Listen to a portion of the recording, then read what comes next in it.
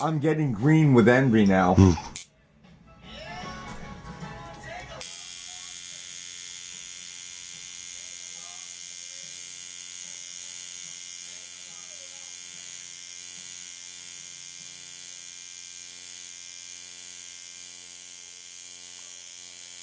And no poaching, no pictures. You got to pay for them. You steal my work, anybody else steals my work, they're going to have to worry about copyright infringement, not law enforcement. Because this belongs to my client. You're on a 5 flat now? Yeah, I'm still on the... Okay, yeah, no, I was just wondering the needle thing. Because I didn't change yet until I get to the... Yeah, use the 7 on the yellow.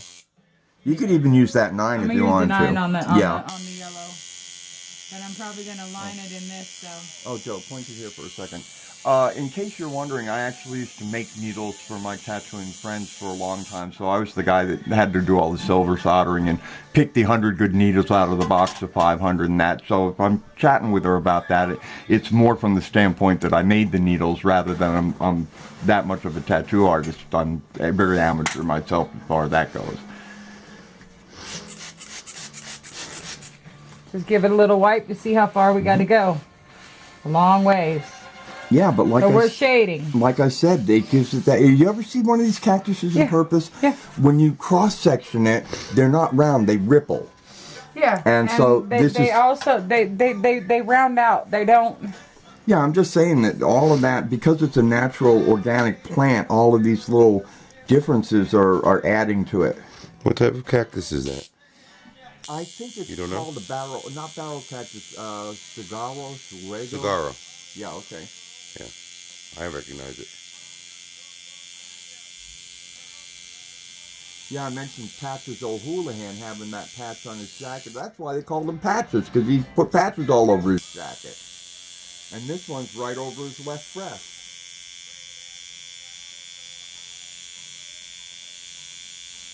That's why you wanted to put it there originally.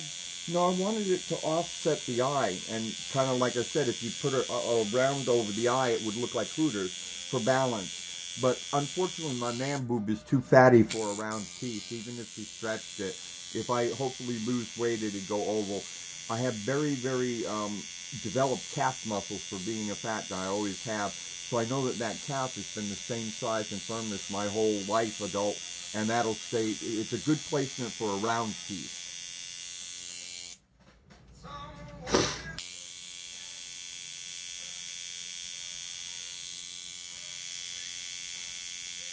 Yeah, that is going to bring that line down exactly what we wanted. Doesn't this hurt? Numb by now. Normally, if you didn't know, especially with a round piece, when the tattoo artist does the outside of it in black, one of the main reasons for that too is that it tends to numb all of the area that's inside an enclosed outline. So by doing that double outline first, it really cuts down on the pain for everything else she had to do. I also happen to be fortunate enough that I'm not that sensitive. And also you people will notice I'm not a bleeder, which is really great. Some people are and some people aren't. You can get close with that lens and show that he is not a free bleeder. But when I say no poaching, I mean no poaching. And when I talk about the bleeding, a tattoo artist can work around the bleeding with her wipe. She just has to wipe it more often. Where it really comes in is in the post-healing. If you end up scabbing too much, then it pulls spots out and there's a lot of repair work. So whatever your tattoo artist recommends for post-care, be real good and do it their way, because they know their inks and their depth and everything else. So like I said, the no bleeder is handy and fun for her, but it's real critical to try and not get scabbing afterwards. We got to throw some on that again. I couldn't do it. My gloves are a little. All right, I got it. See, it keeps it shiny. It seals it from the pores opening up and getting anything in there. So whether you're Keeps you using, from getting an infection. and normally I'd be using a ointment like A&D ointment or Bactine, but we have the Vaseline there real handy for other stuff that she needs it for. So I'm just keeping it. Oh yes! Oh my God! I love it. Absolutely.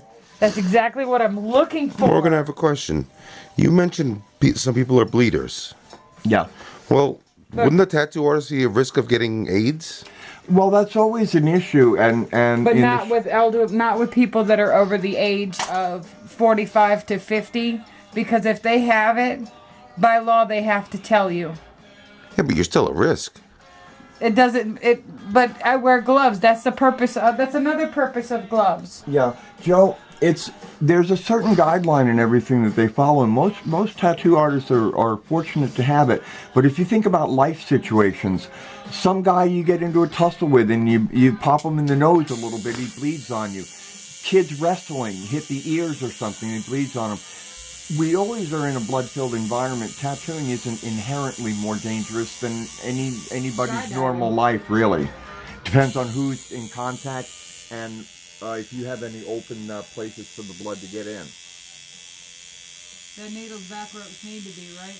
Yes, you're all right. You're probably a little deep for other people, but I'm fine with that depth. You're getting a good penetration, and like I said, my skin numbs out really well, so. Yeah, anytime that it hurts, you just feed back to your tattoo artist how much it hurts, and they'll really know exactly when to back off or when to say, hold on, because I really need to do it deep here. Yeah, or grit your teeth for a minute, because this is gonna hurt. Right.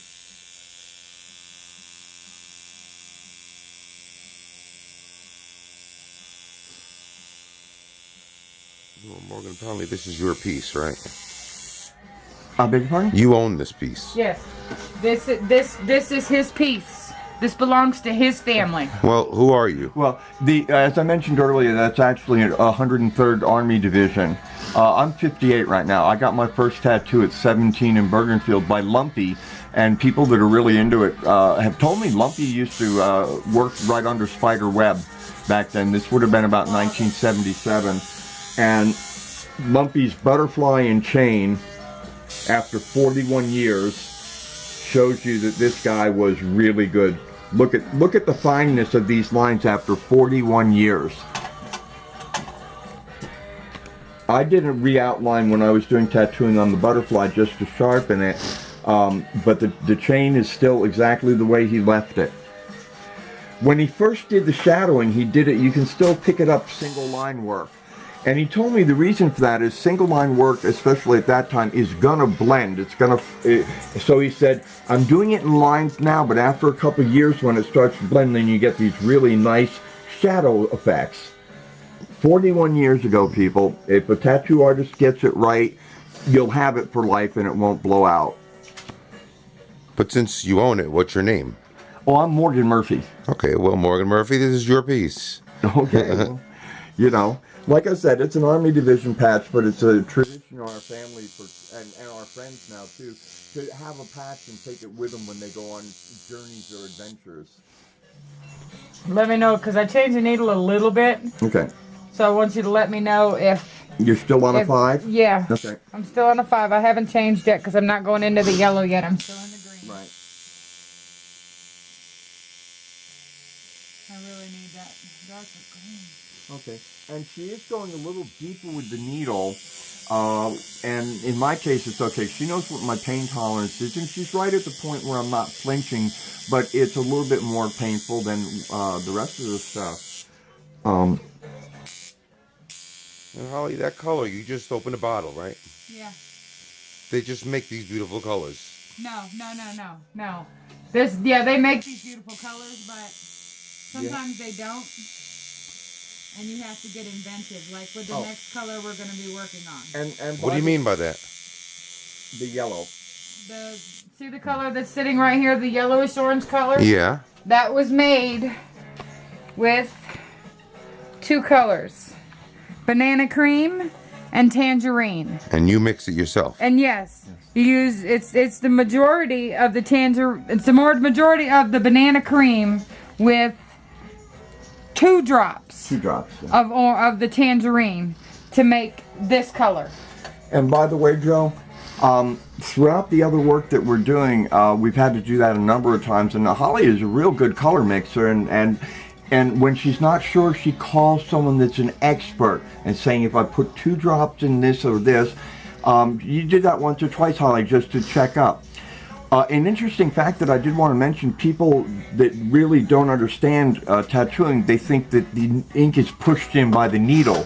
But have you guys ever worn a boot that you step in the mud and when you go to get up, it sucks the boot right off your foot? It sucks. When the needle goes down, it doesn't do anything. When it comes up, it sucks the ink around the needle as the needle comes Almost back like, out.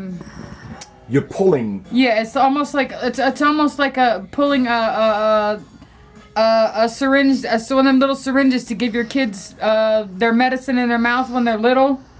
The ones that don't know how to take a pill. Well, I think that's basically what the object is. I think the boot gives it better because people think the ink goes in, but it sucks in from around the needle. That's why there's always a little blur of ink around the needle. And another thing too, you'll notice that often I'm gonna you'll back hear, off on the green for a few minutes and let that dry. Then I gotta start the gold.